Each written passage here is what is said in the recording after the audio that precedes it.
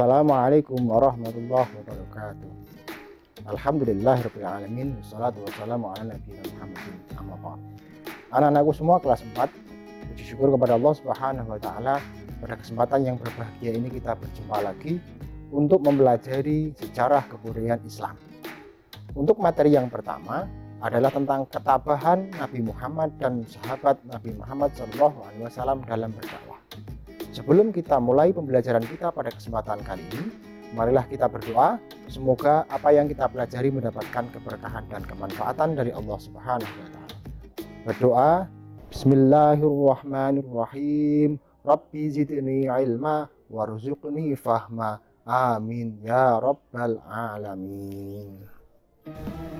Anak-anakku kelas 4, sebelum kita mempelajari tentang ketabahan Nabi Muhammad SAW dan para sahabat dalam berdakwah, Pak Habib akan menyampaikan tujuan pembelajaran kita pada kesempatan kali ini. Yang pertama, diharapkan setelah mempelajari bab ini, anak-anak memahami ketabahan Nabi Muhammad dan para sahabat dalam berdakwah.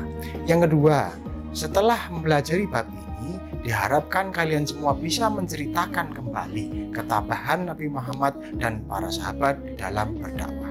Yang ketiga, setelah mempelajari bab ini, kalian diharapkan dapat menceritakan kemuliaan akhlak Nabi Muhammad dan para sahabat di dalam berdakwah. Yang keempat, yang ini tidak kalah penting, diharapkan kalian menjadi orang yang tabah di dalam menghadapi permasalahan kehidupan. Dan yang terakhir, yang kelima, setelah mempelajari bab ini, kalian semua bisa meyakini bahwa pertolongan Allah Subhanahu wa taala bisa datang kapanpun bagi siapapun, termasuk bagi kita, khususnya bagi Nabi Muhammad SAW dan para sahabat. Anak-anakku semua, setelah turun ayat 1 dan 6 dari surat Al-Mudaththir, Allah Subhanahu wa taala memerintahkan kepada Nabi Muhammad untuk berdakwah. Lalu kemudian Nabi Muhammad melaksanakan dakwah. Dakwah yang pertama dilakukan oleh Nabi Muhammad adalah dakwah secara sembunyi-sembunyi, berpindah dari satu rumah ke rumah yang lain, dari satu tempat ke tempat yang lain. Nabi Muhammad SAW melakukan dakwah secara sembunyi-sembunyi selama kurang lebih 3 tahun.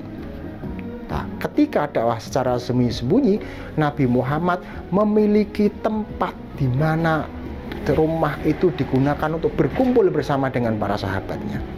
Rumah tersebut adalah rumah Arqam bil Albir Arqam. Pada masa dakwah secara sembunyi-sembunyi ini, Nabi Muhammad berhasil mendapatkan 12 sahabat, 12 orang yang pertama kali masuk Islam, yang dalam sejarah Islam dikenal dengan sebutan As-Sabiqunal Awwalun, yaitu orang-orang yang pertama masuk Islam. Nanti kalian bisa mencari di buku paket siapa saja nama orang 12 sahabat tersebut yang termasuk dalam golongan As-Sabiqunal Awwalun. Setelah 3 tahun Nabi Muhammad berdakwah secara sembunyi-sembunyi, lalu kemudian turunlah surat Al-Hijr ayat 94. A'udzubillahi minasyaitonirrajim. Bismillahirrahmanirrahim. Fasda' bima tu'maru wa'rid 'anil musyrikin. Yang memerintahkan kepada Nabi Muhammad untuk berdakwah secara terang-terangan. Inilah awal di mana Nabi Muhammad kemudian berdakwah secara terang-terangan. Anak-anakku semua, Nabi Muhammad SAW berdakwah secara sembunyi-sembunyi maupun secara terang-terangan, senantiasa selalu mendapatkan gangguan, senantiasa selalu mendapatkan tantangan. Tapi Nabi Muhammad senantiasa tabah. Para sahabat selalu sabar dan tabah dalam menghadapi semuanya itu. Nah, pada selanjutnya kita akan belajar seperti apakah contoh ketabahan Nabi Muhammad SAW dalam berdakwah. Ketabahan yang pertama adalah ketabahan Nabi Muhammad SAW menghadapi paman beliau yang bernama Abu Lahab. Ketabahan yang kedua, ketabahan Nabi Muhammad dalam menghadapi ancaman dari para penguasa kafir Mekah. Ketabahan yang ketiga adalah ketabahan Nabi Muhammad menghadapi siksaan dari kaum kafir Quraisy. Ketabahan yang keempat adalah ketabahan Nabi Muhammad menghadapi pemboikotan yang dilakukan oleh orang-orang Quraisy terhadap Bani Hashim. Itu ketabahan Nabi Muhammad SAW. Lantas, seperti apakah contoh ketabahan dari para sahabat Nabi Muhammad As-Sabiqunal Awwalun?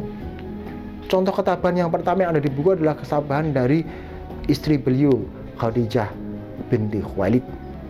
kemudian ketabahan Abu Bakar, ketabahan keluarga Sumayyah, ketabahan Arqam bin Albil Arqam, ketabahan Bilal bin Rabah.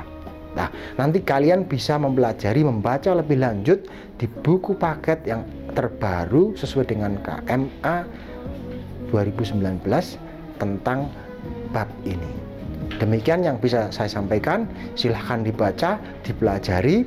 Tugas kalian nanti ketika home visit, saya meminta kalian untuk menceritakan kembali, memilih salah satu di antara para tokoh yang ada di As-Sabiqun Al-Awwalun, menceritakan kembali ketabahan beliau-beliau para sahabat As-Sabiqun Al-Awwalun dalam berdakwah. Terima kasih. Assalamualaikum.